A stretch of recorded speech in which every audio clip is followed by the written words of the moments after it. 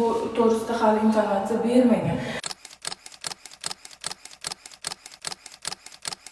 Sensorli integratsiya darsini o'tamiz.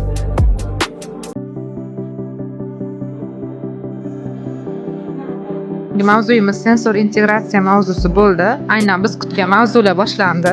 Mavzular juda ham qiziqarli. Savollarimizga javob olamiz. Hammaga, boshqalarga ham tavsiya qilaman keyingi kurslarida o'qishni. Biz sensorli integratsiya haqida o'tdik, ya'ni sezgi turlari, har bitta sezgi bo'yicha tushuncha berdilar. Bu taktil his-quvvat. Mavzumiz juda ham qiziqarli bo'ldi. Sensorli integratsiya haqida ma'lumotlar berdilar. Zo'r insightlar oldim. Xudo xolisa shularni amaliyotda qo'llashga harakat qilaman. Ular pedagogik qiynalgan.